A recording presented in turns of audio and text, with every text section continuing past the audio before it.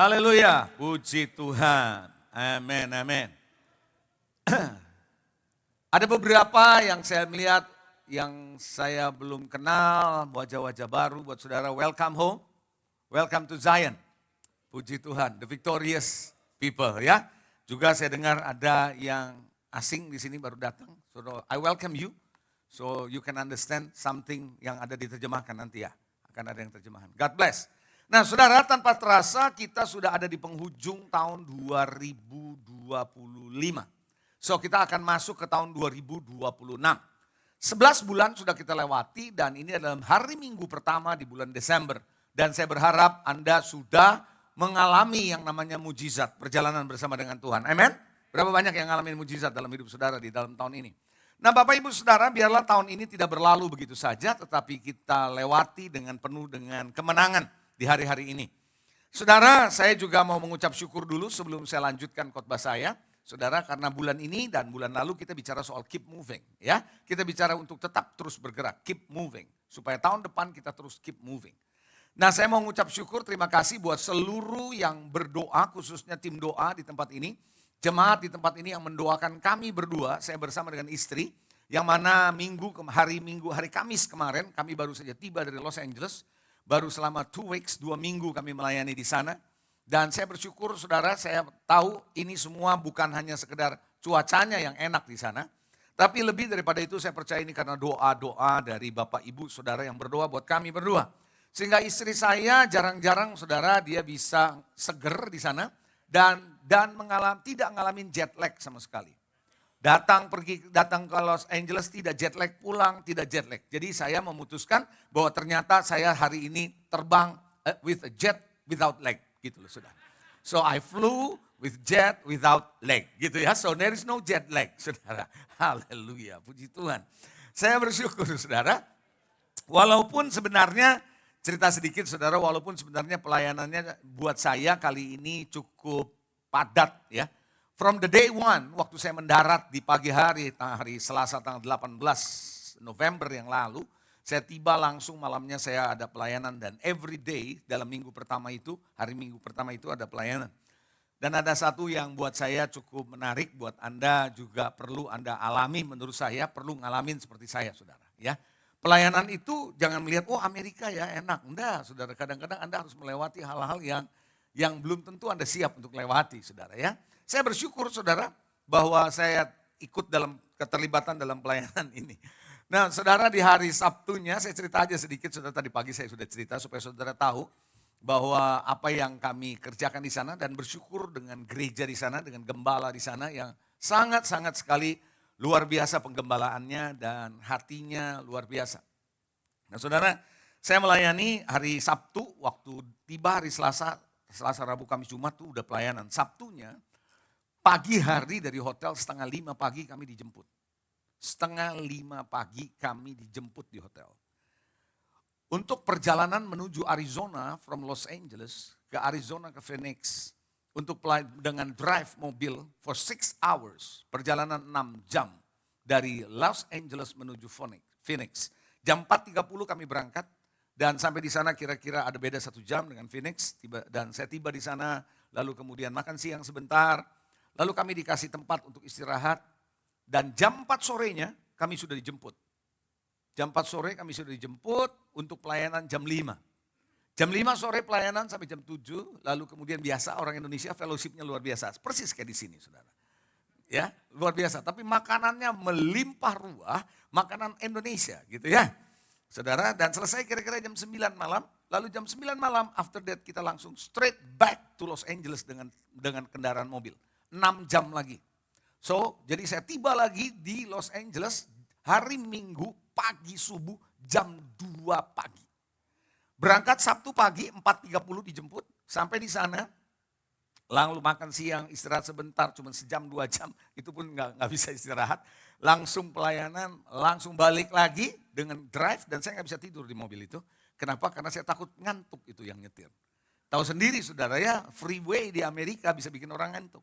So saya tiba di hotel hari Minggu jam 2 pagi. Jam 2 pagi masuk hotel, lalu jam 6 pagi saya dijemput hari Minggu itu Karena ada ibadah dimulai jam 7 pagi. Perjalanannya 1 jam menuju tempat ibadah. Jam 7 pagi. Jadi waktu saya tahu gereja itu jam 7 pagi, saya bilang sama gembalanya, Pak, kamu di Amerika jam 7 pagi ibadah, siapa yang mau datang? Bapak lihat aja katanya gitu. Saudara, jam 7 pagi, saya tanya, winter juga jam 7 pagi? Yes, jam 7 pagi. Wow, saya datang jam 7 pagi, surprisingly rame badannya. Jam 7 pagi loh. Saya bilang di Indonesia aja jam 7 pagi udah mulai berkurang gitu loh. Jam 8 aja sedikit, saya bilang gitu. Apalagi jam 7, haleluya, gitu kan. Saya bilang ini jam 7, habis gitu saudara saya drive lagi karena di tempat yang berbeda siangnya. Dan siang itu saya bilang sama istri saya setelah ibadah, ini baru pertama kali saya berdiri goyang waktu khotbah. Siang. Bukan karena Holy Spirit, not drunk in the Holy Spirit. No, bukannya mabuk dalam Roh Kudus. Ini bingung nih saudara. Dan sorenya saya tetap lagi melayani lagi, ada 3 kali ibadah di hari Minggu itu. Dur terus. Jadi saudara, saya tahu saya bisa begitu karena bukan hanya karena fisik yang ya Tuhan siapkin, tapi saya percaya karena doa-doa Bapak Ibu. Percayalah doa Bapak Ibu yang membuat kami berdua bisa sampai dengan pulang Jakarta tanpa jet lag tetap bisa melayani Tuhan. Amin. Kita beri tepuk tangan dulu buat jemaat di tempat ini. Haleluya. I thank you dari hati saya, sungguh terima kasih buat Anda punya doa. Kalau enggak, saya bilang sama istri saya, kalau enggak kamu udah tumbang ini. Ini tiap hari nonstop terus 12 jam round trip, enggak pakai istirahat, pasti tumbang. Gitu loh. Tapi saya bilang ini karena doa dan memang udara di sana juga menolong gitu ya. Tapi yang pasti saudara, makan saya jadi berantakan di sana. Jadi saya gain weight ini saudara ya. Berat badan nambah karena udah porsi gede, makannya juga nggak tahu waktunya gitu ya. Ada waktu pagi, siang, sore, malam, kapan aja dikasih makan mesti makan kita kan gitu. Belum lagi di pesawatnya lagi problem lagi makannya kan. Nah jadi semua itu karena saya percaya saudara berkat Tuhan ada di situ ya. Selama conference kami sangat diberkati di sana dan saya percaya mereka juga diberkati. Jadi ada banyak hal kita akan banyak terus bekerja sama dengan hamba Tuhan ini. Nah saya akan bicara khotbah yang saya berdoa saudara karena begitu hari Minggu di sana selesai, saya tahu saya harus siapkan khotbah di hari Minggu ini. Saya berdoa sama Tuhan di sana apa? Saya jujur bergumul waktu berdoa nggak dapet temanya, belum dapet. Karena tema kita bulan ini dan bulan kemarin, November, Desember adalah keep moving kan, tetap bergerak. Dan akhirnya Tuhan kasih saya satu kata yaitu let go and let's go. Coba bilang let go and let's go. Coba bilang sebelah saudara let go and let's go. Nah artinya lepaskan masa lalu saudara dan mari kita maju terus bersama dengan Tuhan. Bapak Ibu Saudara, saya mau cerita dulu sedikit saudara karena perjalanan kita dalam hidup ini bersama dengan Tuhan, Anda mesti mengerti karakteristik ini penting. Perhatikan baik-baik, from the beginning saya minta Anda perhatikan baik-baik. Tuhan itu selalu menentukan masa depan saudara duluan. He always determine what is your final destination. Apa yang menjadi destinasi Anda yang terakhir, the destiny Anda yang terakhir, itu Tuhan tentuin dulu. Kamu akan jadi seperti apa? Kamu akan seperti apa? He start from your future first. Dia mulai itu. Sama kalau Anda melihat sutradara bikin film, dia selalu tahu dulu cerita akhirnya mau seperti apa. Betul? Dia akan tahu ceritanya seperti apa, alur ceritanya kayak apa, baru dia start merekrut pemain. Is that right? Baru merekrut pemain untuk bisa masuk dalam cerita film itu yang akhirnya sutradaranya tahu kayak apa. Hal yang sama, Jesus, God, Allah, the Father, dia tahu masa depan saudara dan saya akan seperti apa. Nah untuk itu setelah dia tentukan masa depan saudara, apa nanti kayak apa, baru kemudian he start with you and me. Saudara nangkep? Coba siapa yang ngerti ini, Anda mengerti maksud saya. So waktu Yusuf menjadi mangku bumi, itu bukan karena lewat kebetulan begitu, tidak. Tuhan sudah tentukan di masa itu di Mesir akan terjadi kelaparan, Tuhan akan tahu. So akan ada satu orang yang menjadi pilihan Tuhan untuk menjadi mangku bumi yang bisa membereskan situasi ini. Paham sampai di sini? So he start from the end. Akhirnya kayak begini. Maka ada orang yang akan bisa menyelesaikan. Dan orangnya Tuhan bangkitkan Joseph. And he start with Joseph first. Lalu kemudian Yusuf dibangkitkan. Sampai di sini Anda ikutin saya. So selama Yusuf ngikutin perjalanan bersama dengan Tuhan, he will ended, he will end, dia akan berakhir seperti yang Tuhan tunjukkan. Ya atau enggak? Tapi seringkali terjadi adalah Anda sudah ditentukan masa depan Anda dan saya sama Tuhan. Tapi waktu Allah mulai dengan Anda berjalan, kita jalan mau-maunya sendiri. Kita punya keinginan sendiri. Kita punya tujuan sendiri. Sehingga akhirnya kita menyimpang dari Tuhan dan muter-muter tidak nyampe. Banyak kali terjadi seperti itu. Bangsa Israel waktu ada di Mesir, Tuhan sudah tahu tempat ujungnya bukan di Mesir. Di mana? Negeri Kanaan. Betul nggak gitu? Tuhan sudah set mereka akan masuk negeri Kanaan. Tapi dalam perjalanan Tuhan bawa mereka, kalau mereka ngikutin perjalanan Tuhan, gak perlu terlalu lama. Begitu nggak saudara? Jadi Bapak Ibu Saudara, kenapa saudara dan saya lama mencapai destiny dan tujuan Tuhan dan rencana Tuhan dalam hidup kita tidak terjadi? Oleh karena kita nggak ngikutin jalan bersama Tuhan. Ada hal-hal yang mengganggu kita dalam perjalanan. Oleh karena itu di dalam slide saya ini, saya mau ajak saudara lihat, perhatikan slide saya ini. Tuhan yang menentukan jalan yang harus Anda dan saya lalui. Tetapi kitalah yang menentukan bagaimana menjalaninya. Saudara, Bapak, Ibu, Saudara yang dikasih Tuhan, Tuhan sudah tahu bahwa bangsa Israel harus melewati jalan padang gurun untuk menuju negeri Kanaan. Tuhan tahu ini jalan yang harus mereka lalui. Paham? Tapi bagaimana bangsa Israel melewati jalan itu, mereka yang tentukan. Sayangnya yang ada adalah komplain. Betul? Mengeluh. Betul. Selalu mikirin ke Mesir. Dia tidak let go masa lalunya. Paham gak nih saudara? Terus mikirin ke Mesir. Lama-lama dia muter-muter terus 40 tahun. Saudara tahu kenapa bangsa Israel 40 tahun muter-muter? Ada yang mau tahu? Ada yang mau tahu enggak? Kenapa muter-muter 40 tahun? Hah? Karena ada orang India di situ. Karena ada tiang awan, tiang api. Setiap ada tiang dia muter. Saudara, muter tiang awan, tiang api dia muter. Ada syarukan di sana saudara. Saudara saya ngomong begini kenapa? Karena salah satu pembicara waktu di conference di Amerika kemarin, itu orang India. Dia yang ngomong begitu.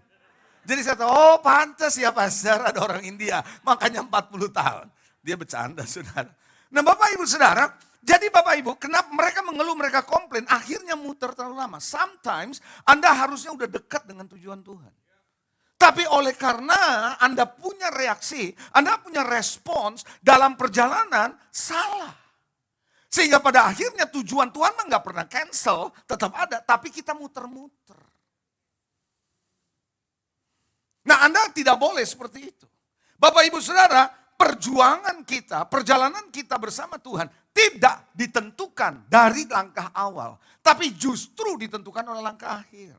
Makanya Tuhan berkata, berbahagialah orang yang setia sampai akhir. Bisa aja orang yang terdahulu menjadi terkemudian. Orang yang terkemudian menjadi terdahulu. You can become the first but ending with the last. But you can be the last at the journey but you will enter the first. Anda akan bisa mengakhirinya dengan yang pertama. Sampai di sini Anda paham nggak? Anda paham bersama dengan saya? Itu sebabnya saudara, perjalanan kekristenan saudara tidak ditentukan hanya waktu awalnya on fire, tapi bagaimana akhirnya. Nah saudara, itu sebabnya kita lihat dalam slide berikut ini. Slide berikut ini saya mau ajak saudara lihat, perhatikan. Banyak orang Kristen maksud saya termasuk, gagal mencapai tujuan atau destiny dari Tuhan karena membiarkan masa lalu membebani mereka. Saudara tahukah saudara waktu Anda berjalan menuju masa depan pasti dari masa lalu kan? Nah masa lalu saudara, pengalaman di masa lalu, peristiwa-peristiwa masa lalu terekam di pikiran dan hati saudara. Mungkin kecewa, mungkin banyak masalah di dalam hati saudara yang membuat saudara akhirnya Anda ditarik dengan masa lalu. Nah waktu Anda jalan, perhatikan baik-baik saudara. Tangan kananmu mungkin ditarik ke masa depan sama Tuhan. Tapi Anda masih pegangin masa lalu. Paham gak nih? Ini masa lalu masih membebani saudara. Sehingga terjadi tarik-menarik antara masa depan dengan masa lalu. Yang stres siapa? Saudara. Nah itu sebabnya Anda rasa kok jalan sama Tuhan berat. Kenapa? Karena Anda masih membebani masa lalu. Nah yang Tuhan mau adalah you let it go. You let it go, Anda harus lepaskan masa lalu saudara, and let's go with God. Halo? Nah itu yang sering terjadi. Makanya waktu Anda tarik menarik, Anda jadi stres. Karena Anda stres, Anda bilang Anda butuh healing. No, Anda yang cari gara-gara itu. No, it's not. Anda yang cari gara-gara dan sehingga Anda berkata, I need healing. No, you don't need healing actually if you just let go. Seperti kayak film apa tuh, kartun apa? Let it go. Gitu. Coba bilang saudara, let it go, come on. Let it go, jangan mengganduli Anda punya kehidupan saudara.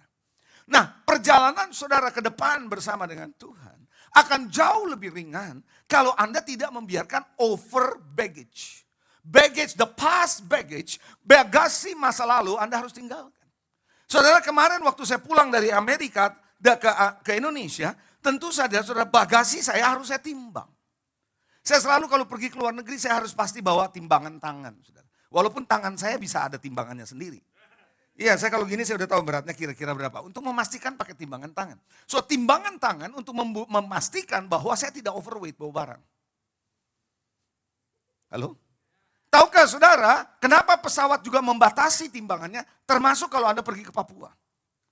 Saudara kalau Anda pergi ke Papua. Dari Biak menuju satu tempat Nabire, waktu saya berangkat ke sana 2 kali ke Nabire. Saudara saya baru tahu, saudara berangkat terbang dari Biak ke Nabire, itu disediain timbangan. Bukan untuk barang, saudara harus nimbang. Saya diminta timbang. Waktu mau check in, Pak naik timbangan. Ngapain gue timbang-timbangan? Waktu itu badan saya jauh lebih besar dari sekarang. Saudara. Jauh lebih besar. Saya bilang, aduh saya timbang malu-maluin ntar. Takutnya tuh timbangan bilang gini, jangan rame-rame gitu saudara. Karena dia pikir berapa orang yang nimbang. Ngerti gak sih saudara? Dia kalau bisa ngomong dia teriak tuh, jangan rame-rame gitu loh. Anda ngerti gak? Padahal saya cuma sendirian, kan bahaya itu. Dia satu orang aja kan, tapi dia teriak jangan rame-rame karena berat amat kan gitu. Setiap yang bawa barang harus ditimbang. Kenapa? Karena pesawat itu ada kapasitas karena itu baling-baling. Terbangnya nggak bisa tinggi, harus maksimum sekian, nggak boleh lebih. Kalau kelebihan nggak bisa loh. Kita nggak bisa check in. Barangnya nggak bisa check in. So hal yang sama, when you want to go forward with God, if you want to move in the future with God, Anda harus berani meninggalkan masa lalu saudara. So your baggage yang overweight Anda harus tinggalkan. Karena itu membebani saudara. Mari kita akan melihat satu firman Tuhan. Di dalam Ibrani pasal yang ke-12, ayat 1 sampai dengan ayat yang kedua. Anda ikutin saya? So far so good? Sejauh ini ikutin saya ya. So, jangan bawa beban kebanyakan. Amin. Udah beban sendiri aja udah berat badannya. Apalagi bawa beban yang lain ya. Gitu saudara, puji Tuhan. Ibrani 12 ayat 1 sampai dengan ayat yang kedua. Saya akan bacakan. Karena kita mempunyai banyak saksi. Ibrani 12 ayat 1 sampai 2. Hebrew. Jadi dari baru sini saya bisa tahu kalau dalam Alkitab bahasa Inggris itu Hebrew. Jadi ternyata memang saudara laki-laki yang suka ngebrewing. Hebrew, not she brew, but Hebrew. Jadi laki-laki yang brewing, saudara. Oke? Ibrani 12 ayat 1 sampai 2. Karena kita mempunyai banyak saksi bagaikan awan yang mengelilingi kita. Marilah kita menanggalkan apa? Semua beban. Coba bilang semua. Bukan sebagian, bukan satu, bukan dua, all. Semua. Semua apa? Beban dan dosa yang begitu merintangi kita dan berlomba dengan tekun dalam perlombaan yang diwajibkan bagi kita. Saudara ada perlombaan yang diwajibkan tapi ada perlombaan yang tidak diwajibkan kalau menurut ayat ini. So tanpa sadar kalau Anda membiarkan beban dan dosa masa lalu merintangi saudara, Anda bisa saja melenceng, miring bergeraknya mengikuti pertandingan yang Anda tidak diwajibkan. Sehingga you will reach the destiny, wrong destiny. Sampai sini ngerti gak? Anda bisa mencapai tujuan yang salah oleh karena Anda dibebani dengan dosa dan beban. Sehingga Anda nggak kuat mengikuti perlombaanmu sama Tuhan, Anda menyimpang.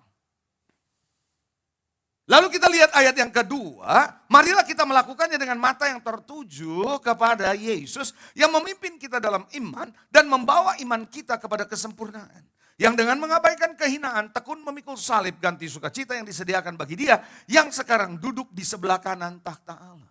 Saya dapat ayat ini waktu saya mempersiapkan khotbah itu. Dari sini saya dapat kata, let go and let's go. Let go the past and let's go with God. To achieve, untuk sampai pada masa depan yang Tuhan sudah tetapkan bagi saudara dan saya.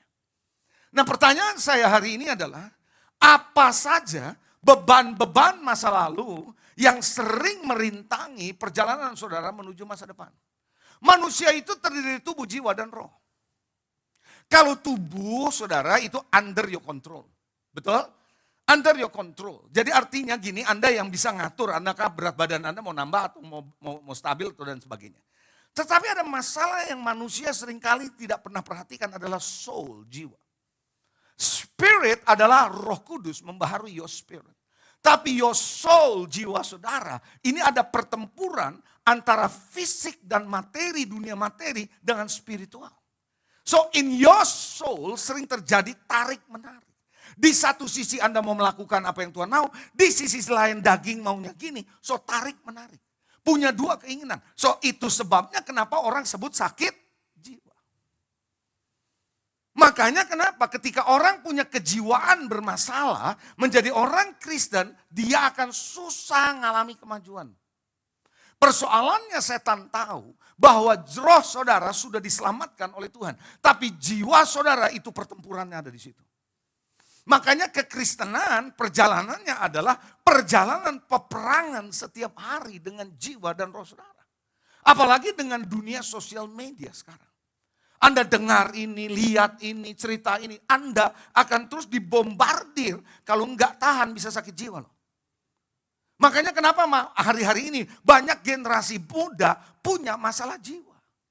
Punya masalah kejiwaan maksud saya. Dan they need healing. Nah, beban-beban apa yang bisa merintangi saudara? Saya akan coba bagikan list beberapa saja dengan cepat. Yang pertama, kecewa. Disappointment. Bulan lalu saya berkata, saudara Anda harus forget. You have to forget disappointment and get his appointment. Anda harus bisa melupakan Anda punya kekecewaan. Tahukah kekecewaan itu adalah masalah jiwa hati saudara? Tapi kalau Anda kecewa, reaksi saudara bisa salah. Come on, betul? Karena Anda kecewa, Anda menilai orang bisa salah. Karena Anda kecewa, Anda mendengar khotbah bisa salah. Oh, come on. Yes. Itu sebabnya kecewa itu adalah in your heart, in your soul. Dan kalau ini nggak beres, maka ini akan jadi beban yang merintangi saudara ke depan. Kecewa dengan pendeta, kecewa dengan pekerja Tuhan, kecewa dengan bos di perusahaan, kecewa dengan suami, kecewa dengan istri, dan seterusnya. Hal yang kedua saya lihat saudara beban yang merintangi adalah kepahitan dan sakit hati. Oh saudara Anda merasa bahwa saya sakit hati, saya pahit, saya ditusuk dari belakang. Saya suka bercanda sama orang, kalau kamu ditusuk dari belakang Anda belum tahu Yesus ditusuk dari depan. Lebih parah dari itu saudara. Tapi dia tidak bisa berbuat apa-apa karena dia lagi disalib. Bapak ibu saudara yang dikasihi, seringkali kita merasa pahit, kita merasa kecewa, kita merasa sakit hati. Anda disakiti. Orang yang sakit hati, orang yang kecewa, dengar khotbah yang benar sekalipun, itu bisa bikin dia sakit hati. Jangan heran, saya nggak heran saudara. Khotbah saya bisa bikin orang sakit hati. Bukan cuma khotbah saya, siapapun yang khotbah di sini bisa bikin orang sakit hati. Kalau hati saudara nggak beres, sebuah khotbah yang benar bisa bikin orang sakit hati. Iya atau enggak? Tapi kalau hatimu nggak sakit hati, Anda akan berkata, preach it pastor, mari terusin. Why? Because hatimu aman, beres. Hal yang ketiga saya melihat yang menjadi beban buat kita adalah keputusasaan. Anda mungkin sudah coba ini, lakukan ini, udah doa, udah puasa, udah didoain, udah ditumpang tangan, wah udah macam-macam. Coba ini gagal, akhirnya Anda putus asa. Ketika Anda putus asa, Anda nggak akan coba apa-apa lagi. So you will stop. Hati-hati. Ini persoalannya adalah persoalan jiwa saudara. Anda merasa kok saya gini-gini aja. Lalu ada lagi penyesalan. Saya nyesel kenapa saya kawin. Saya nyesel kenapa saya full time. Halo? Saya nyesel kenapa jadi pendeta. Saya nyesel kenapa tinggal di Indonesia karena Anda dari luar negeri.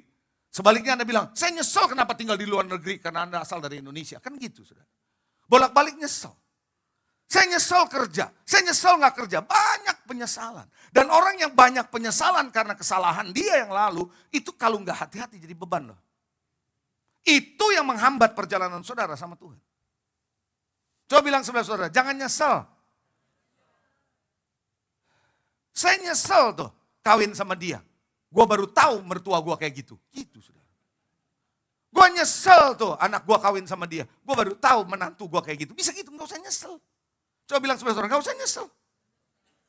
Rasa bersalah, tahu rasa bersalah? Oh iya, seringkali kita merasa bersalah. Ini gara-gara saya nih. Saya ambil keputusan yang salah, perusahaan saya jadi bangkrut, saya punya ekonomi jadi babak belur, keluarga saya jadi babak belur. You feel sorry with your life. Bukan cuma sorry, you blame yourself. Anda merasa diri bersalah. When you blame yourself, maka apa yang terjadi? Anda akan merasa, saya salah, saya tidak berdaya, saya goblok, dan seterusnya, dan seterusnya. Padahal Anda belum tentu goblok. Betul. Belum tentu. Tapi Anda merasa, kok kenapa saya begini? You rasa bersalah. When rasa bersalah, kalau Anda nggak selesaikan rasa bersalahmu, karena Anda nyesel ngambil keputusan yang salah. Gara-gara saya ambil keputusan begini, keluarga saya berantakan. Gara-gara saya ngambil keputusan sini, usaha saya jadi bersalah. Gara-gara saya lakukan ini, semua hidup saya jadi berantakan. Rasa bersalah, you blame it to yourself. Kalau Anda nggak bisa berdamai dengan dirimu sendiri, if you cannot, Anda berdamai dengan dirimu sendiri, peace with yourself, Anda akan lihat ke depan bermasalah. Nangkep gak? Atau mungkin Anda sedang ngalamin masalah, kesusahan, kegagalan. Gagal dalam bisnis, gagal dalam keluarga, gagal dalam pekerjaan, banyak kegagalan. Membuat saudara akhirnya, membuat Anda punya feeling, Anda punya soul, Anda punya hati, ini jadi masalah. Anda tidak mungkin, mungkin kita tidak akan mau menyesatkan diri kan. Kita nggak ada yang mau menyesatkan diri secara sengaja. Tapi tanpa sadar, karena emosi kita, karena hati kita nggak beres, kita bisa memilih keputusan-keputusan yang salah, yang akhirnya justru kita tersesat. Hati-hati. Hati-hati Bapak Ibu Saudara. Karena Anda harus ingat bahwa Tuhan selalu berorientasi kepada masa depan.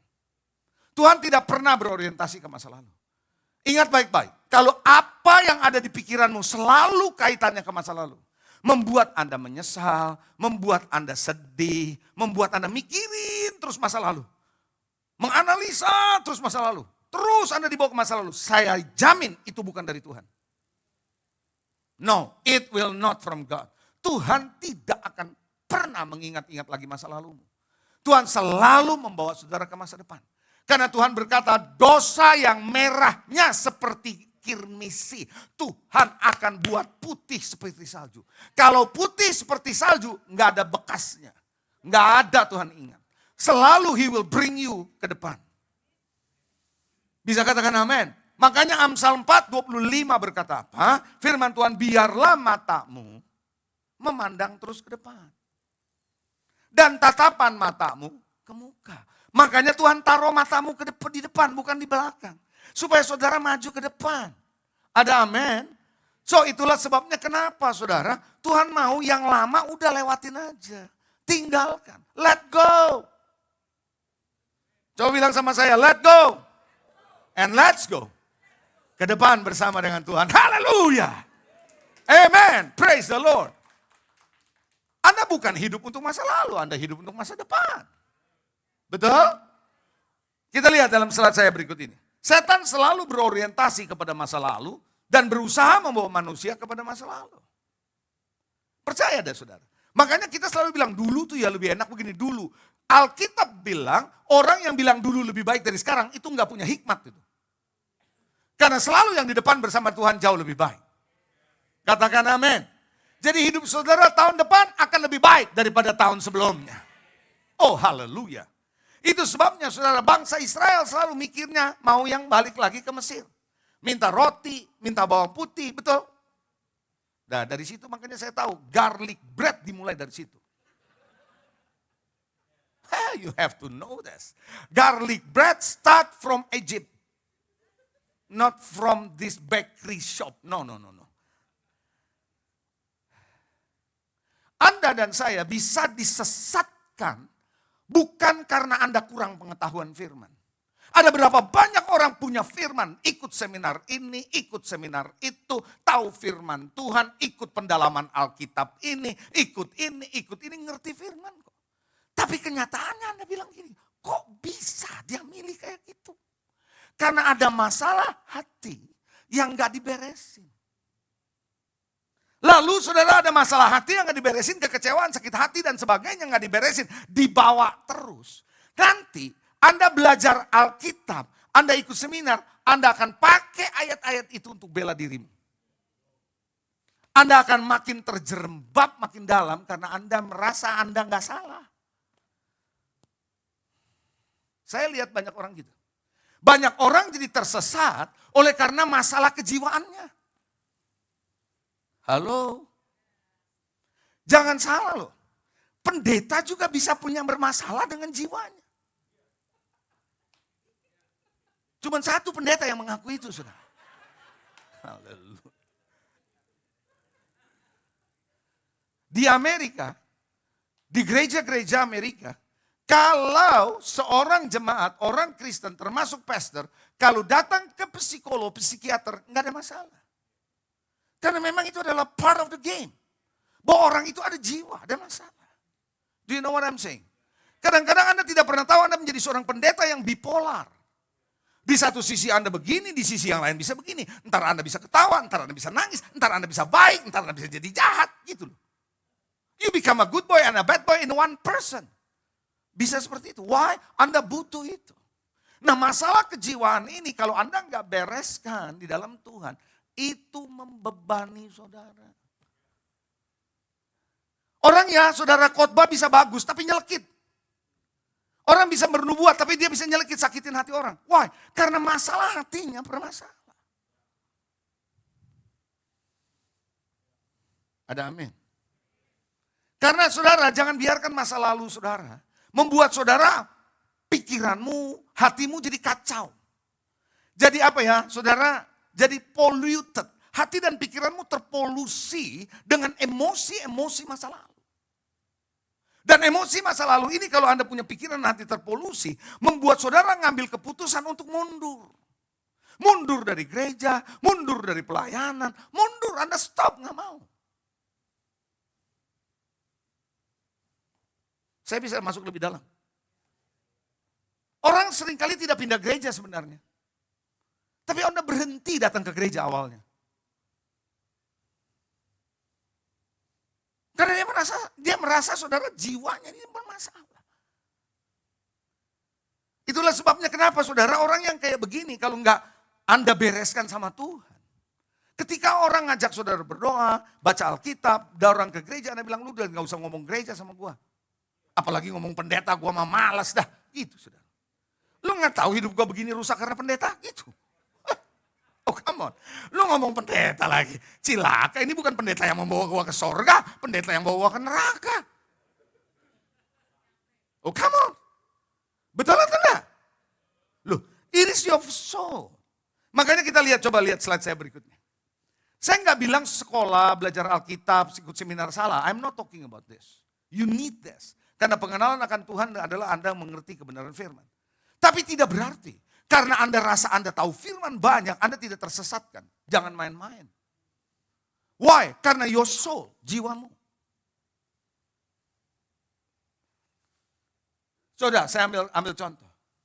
Kalau Anda orangnya khawatiran terus, kira-kira keputusanmu jadi benar nggak? Waktu Anda ambil keputusan salah, Anda akan menyimpang ke jalan yang salah. You know? Kalau Anda takut terus, Anda pikir Anda bisa ngambil keputusan benar? Nggak bisa. Lalu Anda mikirkan salah. Anda ngerti firman? Ngerti, bukan yang nggak ngerti.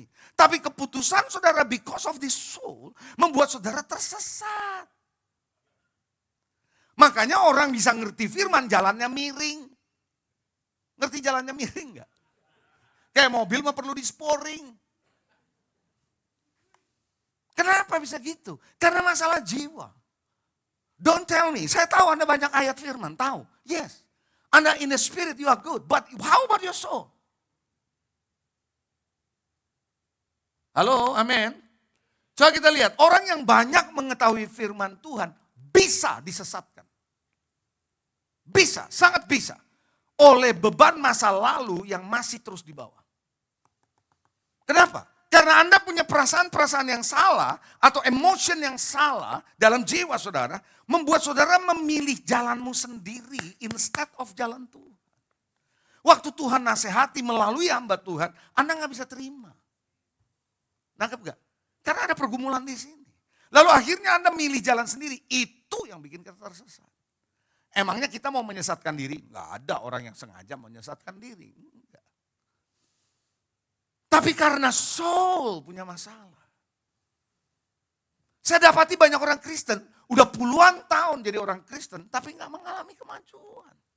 Bukan dia nggak ngerti firman. Oh sangat fasih kalau ngomong firman. Dia punya ayat ada. Coba, ada orang Manado di sini? Angkat tangan. Manado, coba angkat tangan. Coba. Oh ya, saya kemarin pelayanan di gereja itu kebanyakan Manado, saudara. Ya, orang Manado pinter nyanyinya ya, tapi dia donya aja nggak tahu ada di mana. Makanya bilang Manado, donya aja nggak tahu, tapi bisa nyanyi. Hebat itu orang Manado. Hebat, do aja dia nggak tahu. Kalau Anda kan mau nyanyi kan bisa do. Anda udah tahu donya di mana, dia nggak tahu. Mana donya gitu. Saudara. Suatu hari saya lagi pelayanan di Australia. Ada seorang ibu bilang gini, Pak kakak saya mau konseling sama Bapak. Oh iya gak apa-apa pagi-pagi ya, ya jam 10 ya, oke sip. Terus dia bilang gini, mudah-mudahan Pak, dia tidak minum dulu. Maksud saya pikir minum biasa, enggak. Kayak cap tikus gitu ya, alkohol. Kenapa emang kalau dia minum? Waduh kalau dia minum Pak, susah Bapak nasihatin dia, kenapa? Semua ayat Alkitab dia hafal. Dan dia berani lawan Bapak karena dia under anointing. Under anointing. Alkohol. Masa sih?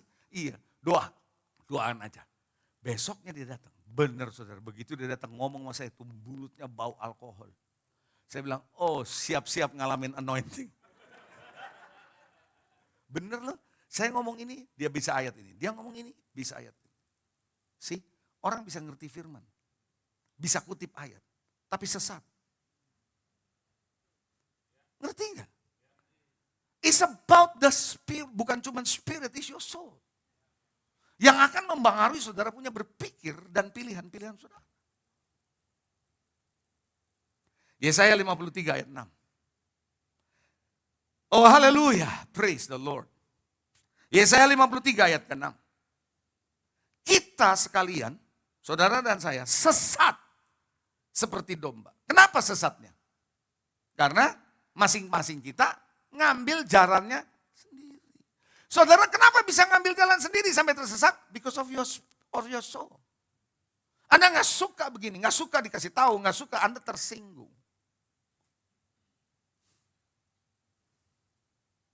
Kalau orang udah tersinggung, orang udah kecewa, orang udah rasanya sakit di hatinya. Dia bisa ngomong begini, emang gereja di sini doang? Gitu. Tetangga juga banyak gereja, gitu saudara. Why?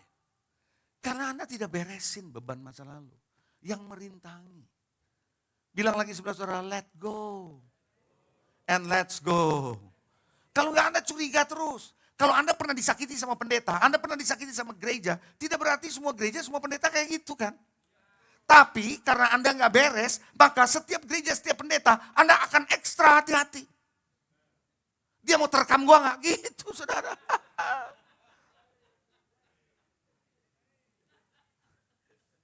Halo, amin. Serius. Karena biar gimana itu seperti itu. Makanya saudara, Anda mesti tahu kalau Tuhan pernah bisa mengampuni dosamu. Tuhan bisa mengampuni kesalahan orang lain. Kenapa saudara, saya tidak bisa mengampuni diri sendiri? Belajar untuk bisa mengampuni. Kalau Tuhan sudah mengampuni saudara, mengampuni orang lain, Tuhan juga bisa memberi kemampuan kepada saudara untuk belajar mengampuni diri sendiri dan orang lain. Well, I was wrong, tapi I'm not stay in that situation. I will move on. Let go and let's go. Haleluya. Setiap orang punya masa lalu kok. Saya juga punya masa lalu. Tapi jangan biarkan masa lalu mengejar saudara dong. Membebani saudara dong. Betul nggak gitu? Makanya Tuhan bilang semua beban dan dosa, masa lalu, kalau dosa bicara masa lalu. Dosamu Anda harus tinggalkan. Sampai sini ngerti? Coba yang ngerti lambaikan tangan. Kenapa orang bisa kalau ngomong sakit hati, bikin orang sakit hati, tajam kayak pisau silet? Karena hatinya terluka. Betul ya? Iya, jadi kalau Anda pernah nggak ketemu orang ngomong begini, Pak, sebenarnya orang itu hatinya baik. Cuman ngomongnya aja jahat gitu. Pernah dengar gak? Cuman kalau ngomongannya aja yang nyelekit jahat, tapi hatinya baik. Pernah dengar gitu? Coba yang pernah dengar angkat tangan. Pernah dengar gitu? Anda percaya? Alkitab saya bilang, apa yang ada dari hati keluar dari mulutnya. Karena hatinya terluka, ngomongannya tajam. Dia menyakiti orang lain. Itu yang gak selesai. Makanya saudara, sakit yang ada di hati ini bisa melukai orang lain dan orang lain melukai orang lain. Terus muter. Anda harus let go. Yang setuju, katakan amin. Nah, bagaimana supaya Anda let go dan let's go? Anda siap? To go on, keep going, keep moving. Amen. Keep moving. Yang pertama, Anda harus belajar to let go. Sadari bahwa kemenangan dimulai dari diri sendiri. Istri bilang gini, kalau suami saya berubah, saya berubah. Suami bilang gini, emang dia doang bisa ngomong begitu? Gue juga bisa. Dia berubah, gue berubah. Jadi kapan berubahnya? Saya mau tanya kapan berubahnya? Kagak pernah berubah. Perubahan itu dimulai dari siapa? Kenapa? Karena orang lain Anda nggak bisa rubah. Yang bisa Anda rubah adalah dirimu sendiri kok. Kalau Anda sendiri aja nggak bisa rubah, jangan harap merubah orang lain dong. Betul nggak? Coba bilang sebelah saudara, dimulai dari kamu. Nah, saya cerita lagi. Dulu. Kok cepet amat?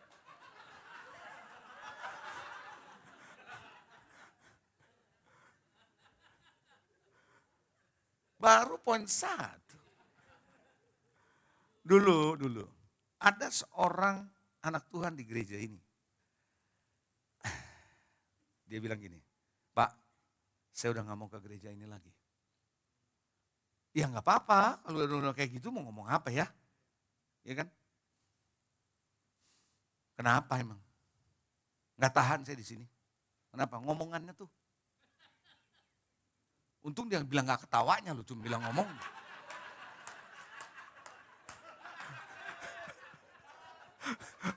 Kalau dia bilang ketawanya cilaka itu sudah.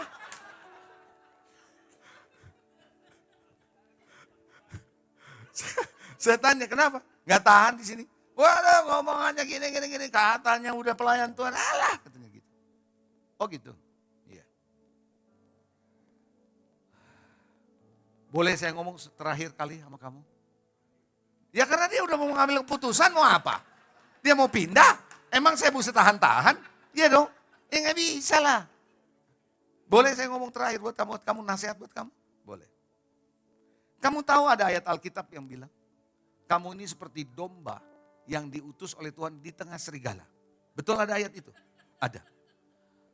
Bagaimana you bisa tahan di antara serigala? Kalau di antara domba saja kau tak tahan. Ngerti enggak? Lah di antara domba aja you betahan ya. Apalagi Anda di serigala, matilah kau. Kalau mau tahan sama serigala, tahan dulu sama domba. You bisa tahan enggak? Coba tanya sebelah saudara, sama domba lu tahan enggak? Coba bilang gitu. Ngomong cerita lagi. Anda mau diutusnya ke serigala. Serigala itu lebih ganas tau. Belum lagi kalau ada serigala yang udah lapar, habis kita. Gimana sama domba aja nggak tahan? So Anda belum menang sama diri sendiri. Wherever you go, you pasti akan alami hal yang sama. Percaya sama saya. Public victory selalu dimulai dengan self victory.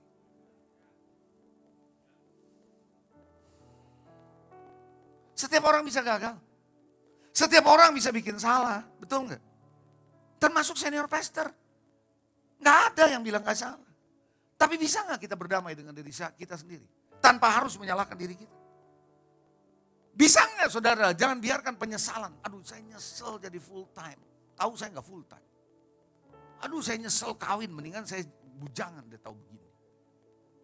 Ternyata kawin itu bukannya surga neraka ternyata. Gua pikir dia satria, maksudnya bukan satria kamu. Saya pikir dia kesatria, nggak taunya bukan kesatria dia. Bajak hitamnya doang ada. Nyesel saya kawin sama dia dan seterusnya. Penyesalanmu sampai kapan? Mau nyesel tuh sampai kapan? Mau sakit hati sampai kapan? Mau kecewa sampai kapan? Coba tanya sama saudara, mau sampai kapan lo? Coba tanya gitu. Ada seorang tokoh di Alkitab saya mau cerita. Namanya Yoab. Mungkin Anda baca cerita Alkitab tapi belum tentu apa yang saya mau soroti Anda tahu. Kalau Anda tahu puji Tuhan. Yoab itu tangan kanannya Daud. Gak main-main Yoab. Yoab dengan seluruh tentara melindungi Daud dengan keluarganya, istrinya, gundiknya waktu anaknya Absalom memberontak sama Daud. Itu habis-habisan dilindungi sama Yoab. Tapi Yoab tidak bisa menangani hatinya yang kecewa oleh perasaan yang dia buat sendiri. Dia create sendiri dengan apa yang dilakukan oleh Daud. Mari kita baca. 1 Samuel 19. 2 Samuel 19. Ayat 4 sampai 6. Perhatikan khotbah ini sebagai awal tahun ini, awal bulan ini untuk memasuki tahun depan. Supaya Anda bisa keep moving. Jangan bawa saudara beban-beban tahun 2025 ke 2026. Lepaskan, tinggalkan. Amen. 2 Samuel 19 ayat 4 sampai 6. Perhatikan baik-baik. Are you with me? Still with me? Raja yaitu Daud menyelubungi mukanya dengan suara nyaring meratap raja ini. Apa yang dia ratapi? Anakku Absalom, Absalom, anakku, anakku. Absalom itu anaknya.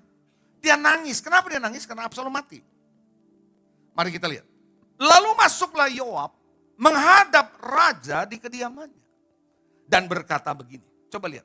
Pada hari ini engkau mempermalukan semua hambamu yang telah menyelamatkan nyawamu pada hari ini dan nyawa anak-anakmu laki-laki dan perempuan dan nyawa istrimu dan nyawa gundikmu.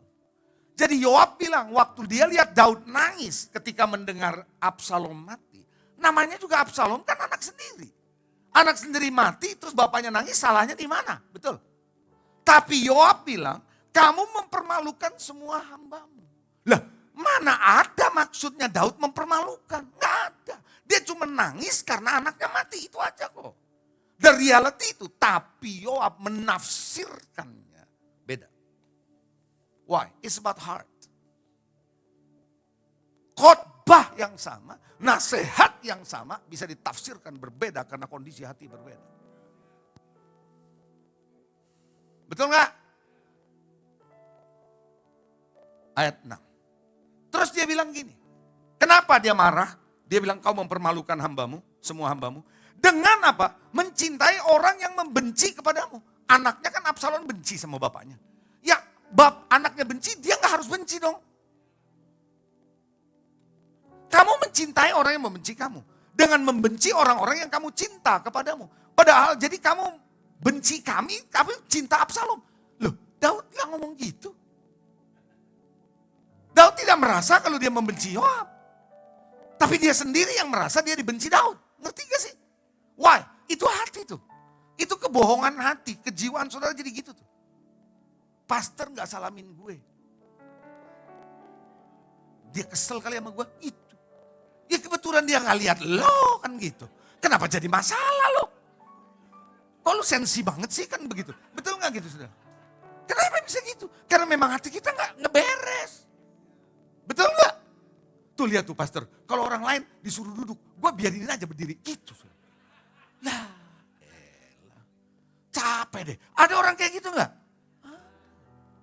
Tuh lihat tuh pastor tuh kalau ketemu orang lain tuh di mall. Dia senyum sama gue, enggak tuh gitu. Saudara. Apa sih maksudnya? It's about heart. Is that right? Dengan mencintai orang yang benci kepadamu, dengan membenci orang yang cinta kepadamu. Yang bilang siapa? Kira-kira gitu. Lalu dilanjutin. Karena pada hari ini engkau menunjukkan bahwa panglima, anak buah, tidak berarti apa-apa bagimu. Lah, yang bilang begitu siapa? Lu aja yang nafsirin sendiri, kan gitu ya. Emang Daud bilang, lu gak ada artinya sama gua? Enggak. Dia cuma nangisin Absalom, salahnya di mana? Tapi ditafsirkannya terlalu dalam. Saya kasih tahu saudara, orang Kristen kalau nggak hati-hati terjebak di sini. Anda mau ke jemaat manapun, pindah gereja mau 1000 kali, tetap sama. Karena Anda tafsirkan menurut hatimu. Do you understand what I'm saying? Lanjut. Bahkan aku ngerti nih sekarang, gitu. Kayaknya mataku terbuka, kata Ayub. Bahwa seandainya nih, Absalom masih hidup, terus kami semua mati hari ini, itu kau pandang baik. Coba dibalik-balikin begitu. Sekarang kami ngerti, kalau Absalom gak mati nih, kita yang mati, kau senang deh, gitu. Maksud lu apa? Kok cuma nangisin Absalom? Kok ceritanya jadi panjang?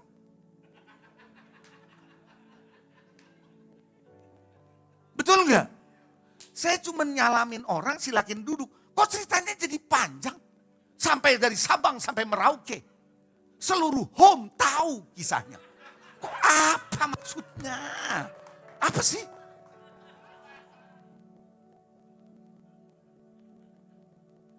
Mulai dari Zion Man, Zion Woman, Ana Simeon aja tahu coba. Bayangin. Maksudnya apa coba? Anda paham nggak? Do you see how noises terjadi di gereja Tuhan? Because of the soul problem. You are a soulless man, not a spiritual man.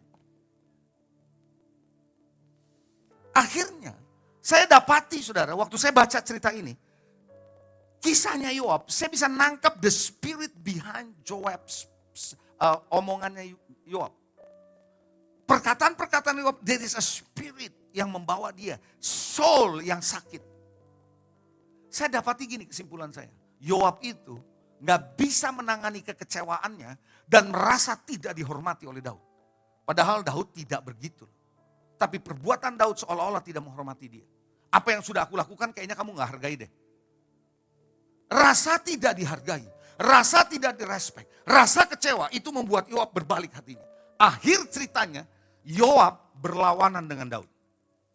Waktu Salomo mau diangkat menggantikan Daud, ada tandingannya. Adonia diangkat. Adonia adalah anak dari istri yang lain, namanya Hagit. Tapi Adonia bukan orang pilihan Tuhan. Pilihan Tuhan adalah Salomo. Dan akhirnya Yoab berkolaborasi dengan grup Adonia melawan Daud. Karena kecewanya gak beres. Orang bisa sama-sama dalam sebuah pelayanan. Hebat, Anda jangan kaget. Suatu hari yang satu memisahkan diri, menjelekkan yang ini. Gak usah heran. Nangkap. Anda akan bilang, buset itu dulu ya, berdua tuh ya. Itu kayak perangko sama amplop itu. Kalau zaman dulu ya, sekarang sih udah gak pakai gitu kan. Itu udah kayak kancing jepret gitu. Kok bisa ya sekarang itu dia malah ngelawan nyakitin. Bisa. Peristiwa Yoab itu bisa. Membuat saya ngerti. Gak usah heran. Mari kita lihat 1 Raja-Raja 7. Yoab akhirnya berhadapan dengan Daud. Melawan Daud. Tidak dalam satu grup lagi. 1 Raja-Raja 1 ayat 7-8. Maka berundinglah ia dengan Yoab. Perhatikan ini orang-orang yang mau mengangkat Adonia. Berunding dengan Yoab. Anak Zeruya dan dengan Imam Abiatar mereka menjadi pengikut dan pembantu Adonia. Yoab ngikut membantu Adonia. To bring Adonia menjadi pemimpin. Mau gak saya cerita lebih dalam lagi? Dalam dunia pergerejaan. Sama-sama dulu nih, sama-sama pastor memimpin di sebuah gereja. Itu bisa split. Dan menjelekkan ini. Dan membangun satu pemimpin yang baru. Untuk melawan ini. Jangan main-main loh. Tapi kita lihat ayat yang ke-8. Tapi Imam Zadok, Benaya bin Yoyada, Nabi Nathan dan Simei dan Rei, dan para pahlawan Daud, tidak memihak kepada Adonai. Adonia, bukan Adonai, Adonia. Jadi ada satu grup, salah satunya Yoab melawan Daud. Melawan, menentang the next generation after David. Karena dia punya pasukannya sendiri, dia punya orangnya sendiri. Be careful. Bilang sebelah saudara, jaga hatimu. It's your soul. Amen. Jadi yang pertama, kemenangan dimulai dari siapa? Diri sendiri. Yang kedua, lupakan masa yang telah lalu. Karena kita sedang menuju masa depan. Lupakan. Yang lalu, yang buruk, lupakan. Bukankah Tuhan sudah melakukan hal yang baru? Jangan ingat hal-hal purbakala, kata Yesaya bilang begitu. Salah satu untuk Anda bisa melupakan masa lalumu, belajar untuk mengampuni. Kalau Anda bisa mengampuni siapapun yang pernah melukai saudara, Anda pasti bisa lupa. Anda bisa meninggalkan masa lalu saudara. Apapun yang pernah terjadi di masa lalu, jangan sampai menahan Anda untuk bergerak maju. Belajar untuk mengampuni, lepaskan pengampunan. Anda bisa tersandung, Anda bisa salah, ambil keputusan. Tapi tidak berarti Anda akan terpuruk selamanya. Alkitab jelas mengatakan 7 kali orang benar jatuh, bangkit kembali. Saya tidak mengatakan bahwa kita tidak pernah gagal, bisa saja kita gagal. Tapi Anda mesti tahu, kemewahan masa lalumu, keberhasilan masa lalumu pun tidak menjamin masa depanmu. Ruth, belajar dari Ruth. Ini sedikit joke, mau gak masuk sedikit joke, supaya saudara gak terlalu tegang. Ada cerita Ruth dan Orpa, betul? Dan Naomi. Ruth ceritanya ada, kisahnya. Tapi Orpa nggak ada ceritanya. Tahu cerita terakhirnya ada di mana? Bami Orpa.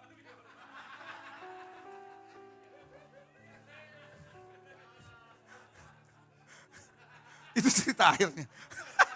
Anda nggak pernah tahu ceritanya Orpa sampai Anda tahu Bami Orpa. Itu ceritanya.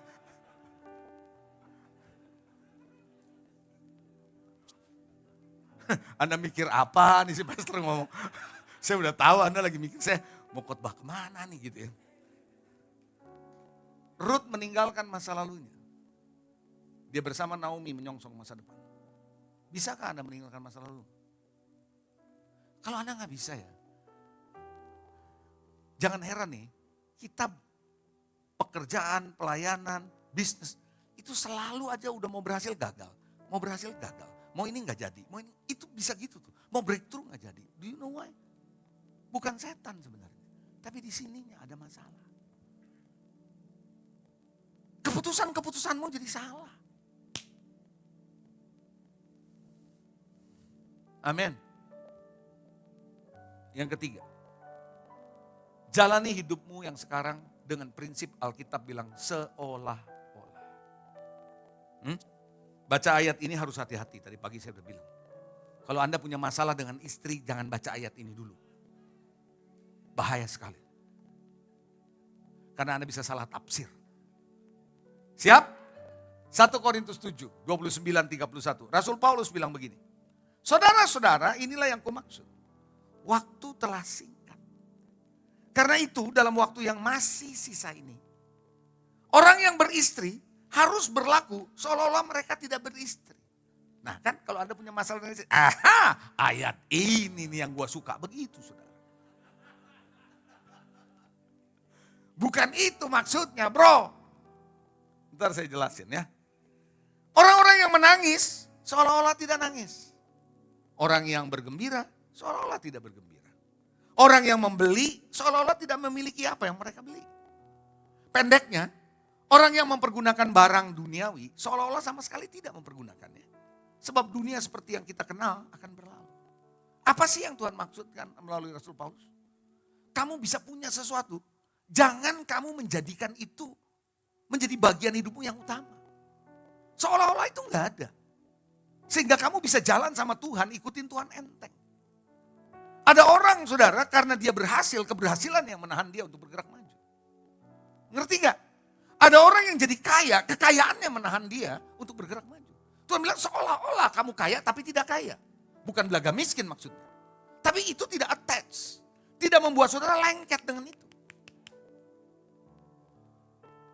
Jadi perhatikan. Selama Tuhan menjadi nomor 2, nomor kesekian dari hartamu, dari keberhasilanmu, dari istrimu, dari suamimu, ada sesuatu yang salah. Karena waktu sudah dekat. Jadi artinya ayat ini sedang ngomong, prioritaskan Tuhan dalam segala hal. Waktu sudah dekat. Dan waktu itu cepat berlalunya. Saya juga nggak sadar kalau saya udah umurnya segini. Anda juga nggak sadar tiba-tiba Anda umur udah 40, betul nggak? 30, gua kayaknya masih 20 aja. Gitu. Cepat berlalunya. Betul nggak? Anda nggak pernah sangka tiba-tiba kok gue sekarang ada rambut putih. Itu. Hidup ini singkat. Dalam waktu yang cepat dan cepat berlalu ini. Jangan biarkan semua kepemilikan itu membuat saudara jadi nggak bisa gerak. Semua ini datang dari Tuhan. Artinya, jalani hidup ini tanpa ada keterikatan.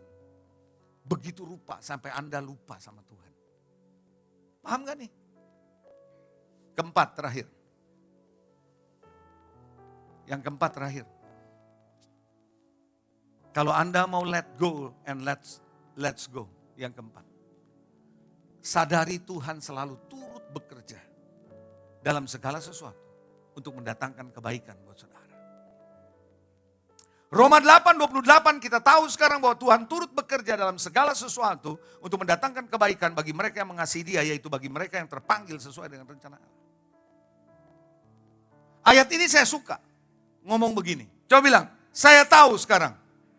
Sekarang saya tahu. Bilang lagi, saya tahu sekarang. Sekarang saya tahu. Kapan taunya? Kapan? Kapan itu sekarang? Setelah Anda melewati semuanya. Dengar ya. Anda lewati ini semua masalah, problem, kehidupan saudara, kesusahan, penderitaan. Lalu Tuhan bawa saudara dalam kemenangan. Setelah kemenangan Anda bilang begini, sekarang waktu aku lihat ke belakang, aku baru tahu Tuhan turut bekerja. Mendatangkan kebaikan untuk orang yang mengasihi Dia. Kapan tahunya? Sekarang setelah aku lewat bersama Tuhan. Lewati dulu sama Tuhan. Baru Anda bisa ngomong, now I know. Dulu aku bisa kayak gitu. Kalau gak ada Tuhan, gak bisa gue kayak sekarang. Saya bisa ada sekarang, karena saya tahu ada Tuhan. Boleh saya ngomong satu hal yang Anda perhatikan? Perhatikan baik-baik, ini penting. Tadi pagi saya gak sempat ngomong ini. Tidak ada, ya perhatikan kalau Anda mau catat silakan, gak ada di slide saya. Tidak ada yang tidak berguna dari semua peristiwa dan pengalaman di masa lalu yang Anda alami, baik atau buruk. Tidak ada yang tidak berguna. Dari semua peristiwa, pengalaman yang Anda lalui dulu, baik atau buruk. Untuk masa depan. Sehingga Anda semakin mengandalkan Tuhan. Nggak ada yang nggak berguna. Persoalan yang paling berat, yang paling bodoh, yang paling sial kalau Anda bilang. Nggak ada yang lewat begitu aja. Semua berguna. Karena Tuhan turut bekerja untuk mendatangkan kebaikan. Nggak ada yang nggak berguna. Amin. Kalau Anda pernah disakiti orang lain. Kalau Anda pernah ditipu oleh orang lain. Karena Anda pernah dibuat Anda jadi bangkrut dalam hidup ini. Tidak ada yang tidak berguna. Itu pembelajaran yang Anda harus lewati bersama. Satu hal yang Anda harus tahu. Semua yang Anda lewati itu. Waktu peristiwa itu terjadi. Nggak enak memang. Betul? Nggak enak. Tapi setelah Anda lewati, Anda belajar banyak. Betul gitu? Tuhan mengizinkan peristiwa di masa lalu terjadi. Dengan maksud menjadikan itu batu loncatan buat ke depan. Tapi kalau Anda tidak sama Tuhan, semua peristiwa masa lalu itu menjadi jebakan buat saudara. And you are trapped with this. Untuk tidak masuk ke depan. Tuhan mau mengubah kegagalanmu menjadi batu loncatan untuk kemenangan di masa depan. Let go and let's go. Amin. Tuhan Yesus memberkati. Saya percaya siang hari ini Tuhan berbicara banyak buat saudara. Kejujuran saudara. Keterbukaan hatimu sama Tuhan. akan menolong saudara untuk bisa bergerak maju. Keep moving. Jangan biarkan saudara kecewa, pahit. Itu udah dulu, udahlah. Mau ngapain dibawa-bawa? There is no point. No point. Tinggalkan. Let it go. And move with God. Saya undang tim praise and worship maju ke depan. Kita nyanyikan lagu tadi. Selidiki aku. Lihat hatiku. Check our heart. Check our heart. Saya undang saudara bangkit berdiri.